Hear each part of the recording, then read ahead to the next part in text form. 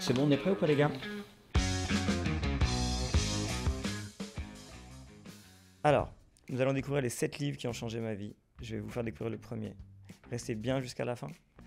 Le dernier, ce n'est pas un livre, c'est une sorte de livre, mais c'est quelque chose qui est hyper important pour moi, et parce que je suis un grand amateur, et c'est un truc qui me stimule au quotidien. Premier livre, Steve Jobs. Et j'aime ce livre parce qu'en fait, ça te montre dans la carrière d'un entrepreneur, c'est un peu comme un grand 8. En fait, c'est up and down. Genre, on est en haut, on est en bas, on est en haut, on est en bas. Steve Jobs, en fait, il a, comme tout le monde le sait, mais je le répète, pourquoi en fait, moi, c'est un livre qui me parle. Donc, il a cofondé Apple en 76.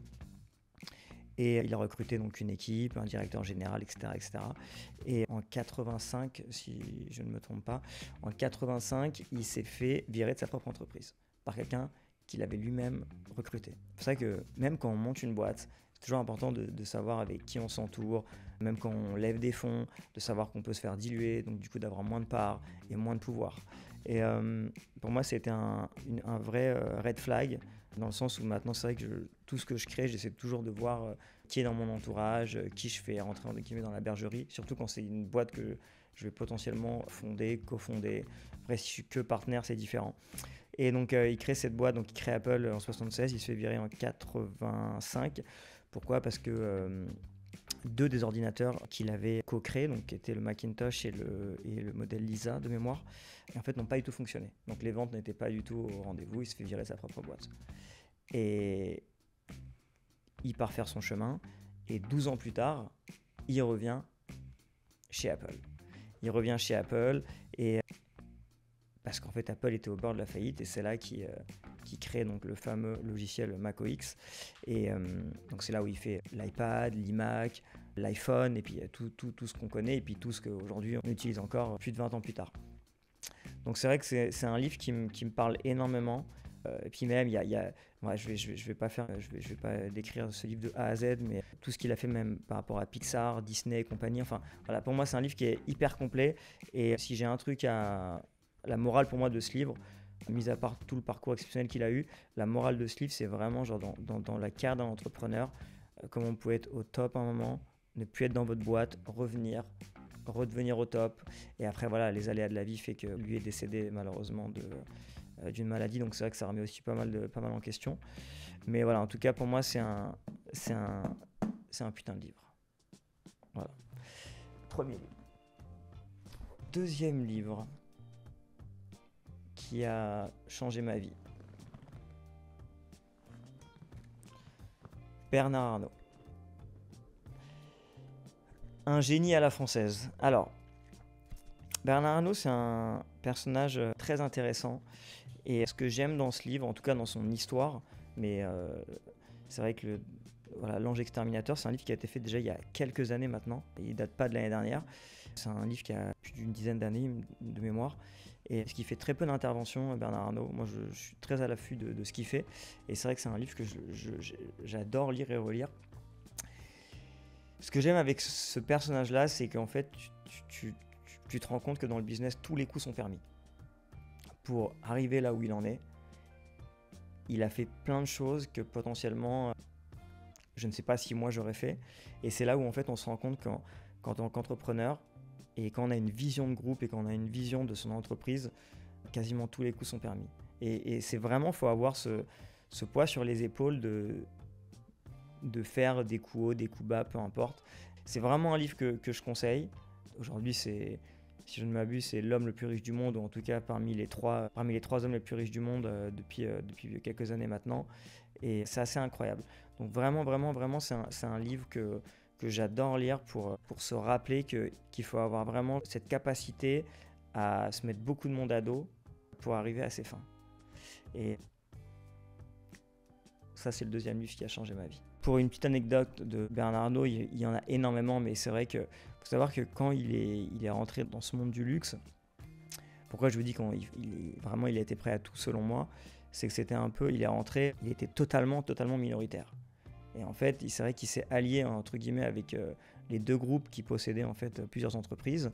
Et j'aime pas dire ça, je vais pas dire qu'il a joué sur les deux tableaux, mais il a été très malin Ce qui fait que quelques années plus tard, il est devenu majoritaire d'une boîte dans laquelle il était potentiellement advisor et plus ou moins associé.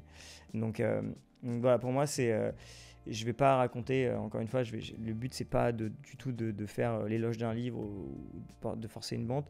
Juste, c'est un livre qui mérite d'être lu. Moi, j'adore la vie de Bernard Arnault, et vraiment celui-ci. Parce que c'est pas un livre qui date d'il y a un an, et c'est la vraie vie de Bernard. Et j'adore ce livre. Donc voilà, en tout cas, c'est le deuxième livre pour moi qui a changé ma vie. Les méthodes OKR, John Doerr. Ça, je l'ai dit dans plein de vidéos. Je le conseille à chaque fois. Je ne prends pas de fees sur les ventes. John Doerr, c'est vraiment ce livre, déjà, c'est vraiment un best-seller international. Et il faut savoir que la préface de ce livre a été écrite par Larry Page, qui est le cofondateur de Google. Et en fait, dans cette préface, il explique à quel point la méthode de John Doerr a totalement changé la vision et la destinée de Google. C'est un livre qui fait à peu près 250 pages, donc c'est très bien condensé. Et en fait, dans ce livre, il y a plusieurs chapitres à différents niveaux de votre boîte, de vous expliquer les process à faire pour en fait scaler une boîte et avoir des résultats totalement différents que si vous passiez par une méthode totalement classique. Donc moi, il faut savoir que ce livre-là, c'est un livre que j'ai lu, je n'ai pas honte de le dire, je l'ai lu peut-être 10 fois avant de le comprendre. Donc pas 10 fois, mais en tout cas, je l'ai lu une première fois. J'ai compris certains trucs, j'ai lu 2 fois, 3 fois, 4 fois, 5 fois, jusqu'à encore aujourd'hui. Quand je pêche sur des sujets, j'hésite pas à le relire. Ça serait encore heureux si on le lisait qu'une fois et qu'on devenait milliardaire. Ce serait beaucoup trop facile. Donc pour moi, c'est vraiment un livre qu'on doit avoir à portée de main.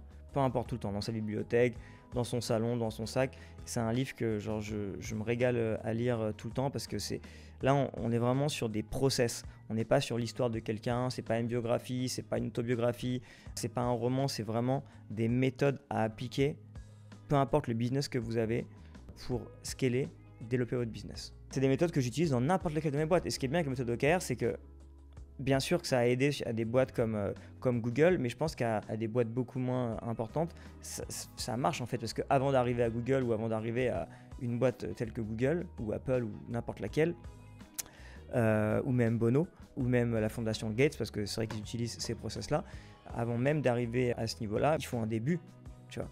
Et si dès le début, en fait, tu prends un mauvais pli, les résultats que tu espères escompter ne verront pas le jour. Donc pour moi, c'est vraiment un livre, même si aujourd'hui les méthodes, tu ne l'utilises pas maintenant parce que selon toi, ça te sert pas, c'est sûr qu'à un moment dans ta vie, ça va te servir quand tu vas vouloir scaler ta boîte. Ou même d'un point de vue recrutement, de process, tout ce que tu vas faire dans ta boîte, pour moi, c'est résumé dans ce livre-là. Et puis ça s'adapte, selon moi, à n'importe quel truc, même à une fondation, vraiment. Genre, c'est vraiment un livre que je conseille de lire à chaque personne. Et à chaque fois qu'on me demande, oui, donne-moi un livre, un film que tu me conseilles de lire, franchement, bien sûr, je dis toujours, lis des biographies, des autobiographies d'entrepreneurs, parce que ça te permet en fait de t'inspirer et de savoir un petit peu, comment ils en sont arrivés là, d'où ils ont commencé. Parce qu'en fait, ce qui est important, c'est en fait la plupart des entrepreneurs, on sait tous aujourd'hui où ils en sont, mais ce qu'on sait moins, c'est comment ils sont arrivés là et quelle est par exemple leur situation, je sais pas moi, familiale, quand ils ont commencé. Tu vois, c'est un effet miroir de dire, ok, est-ce que moi aussi j'ai commencé comme ça, est-ce que ça me parle?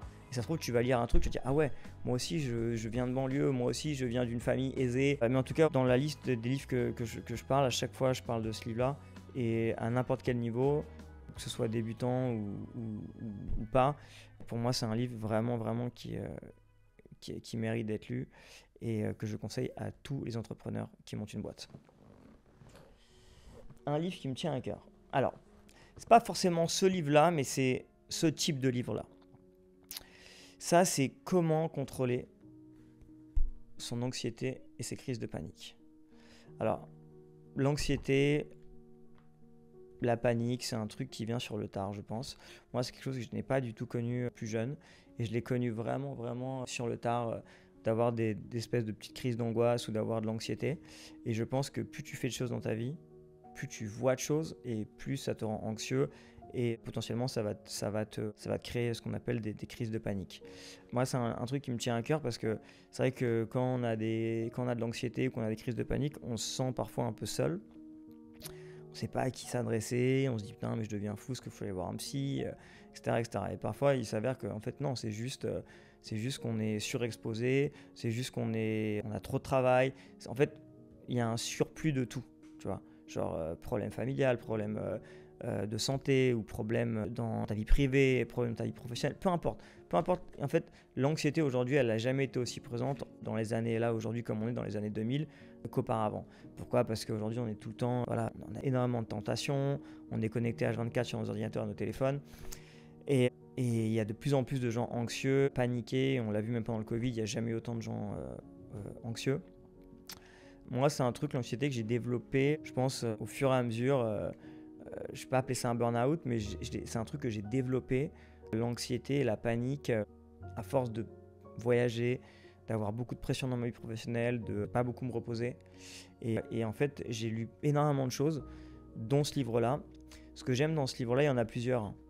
Il y en a plusieurs, c'est pas ce livre-là que je conseille particulièrement, mais c'est des livres comme exemple, celui-ci.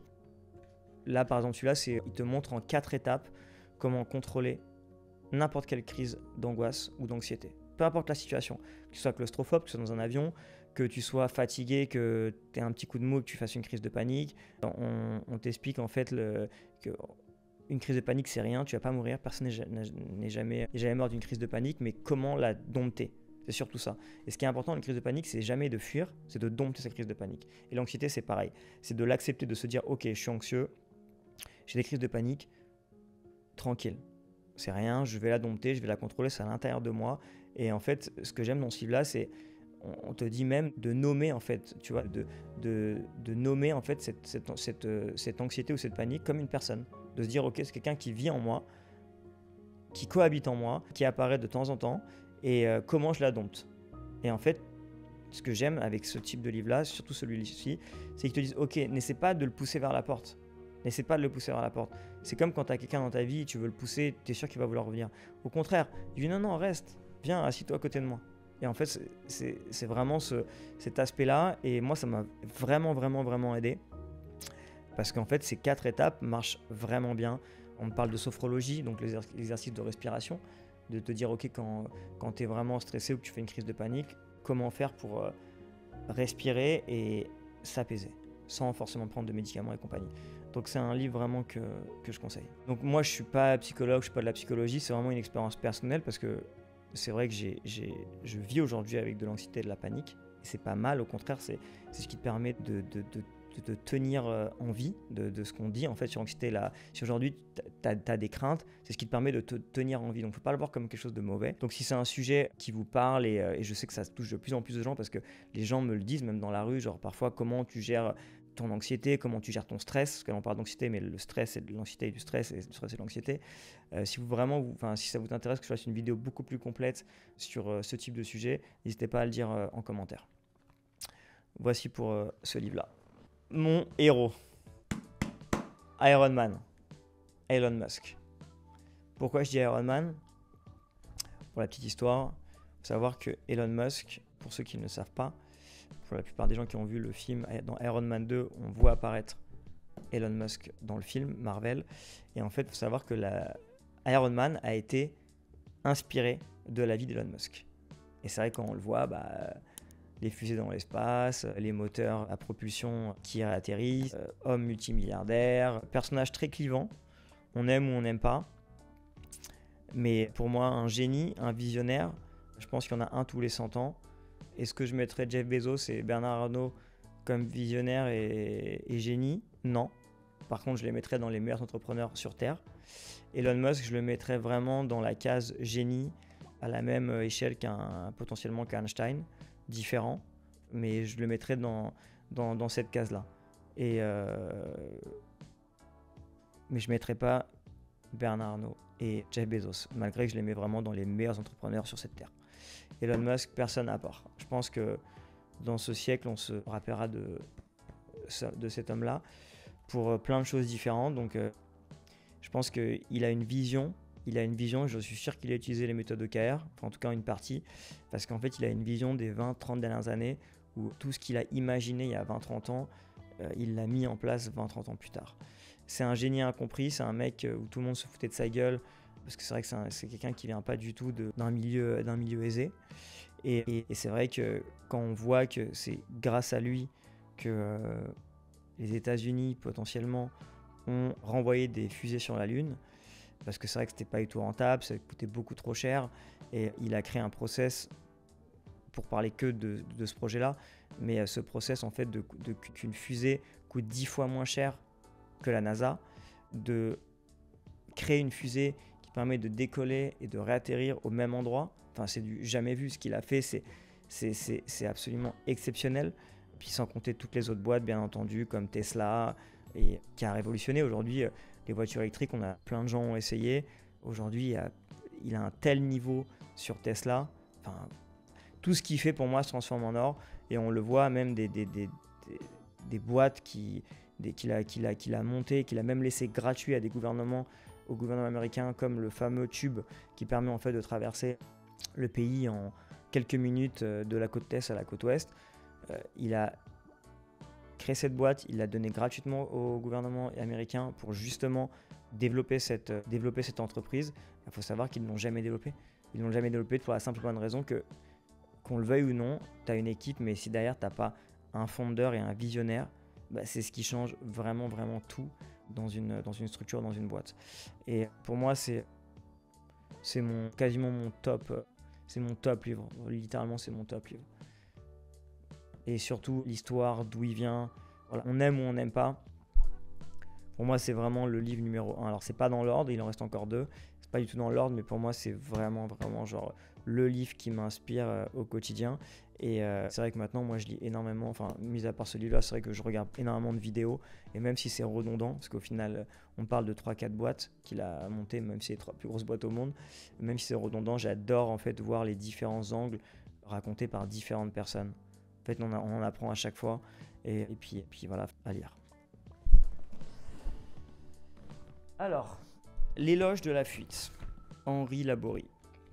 C'est un livre que j'ai connu un peu sur le tard, justement après toute cette épopée en fait, ce besoin pour moi de comprendre le corps humain, de comprendre en fait ce côté neurobiochimie, vraiment ce qui se passe dans ton cerveau, pourquoi tu déconnectes, pourquoi tu reconnectes, pourquoi tu es stressé, pourquoi tu as des déclics qui te permettent de...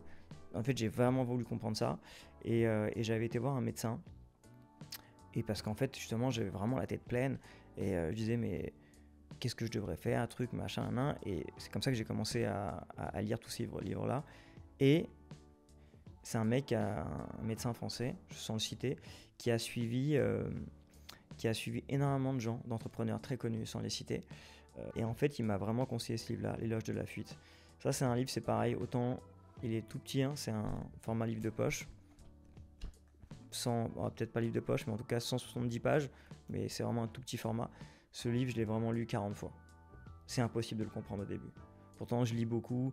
J'ai ma mère qui est prof de français, donc qui m'a vraiment mis dans le côté littéraire dès mon plus jeune âge. Et ce tout petit livre-là, il est vraiment, vraiment compliqué. Pour moi, c'est vraiment une seconde étape. Une fois qu'on a commencé à lire différents trucs qui nous permettent de nous stimuler, on peut arriver à lire ce livre-là. Mais si on commence par celui-là, c'est toujours un peu plus compliqué parce qu'on va vite déconnecter et perdre le fil. Alors, ce livre-là, il est assez incroyable.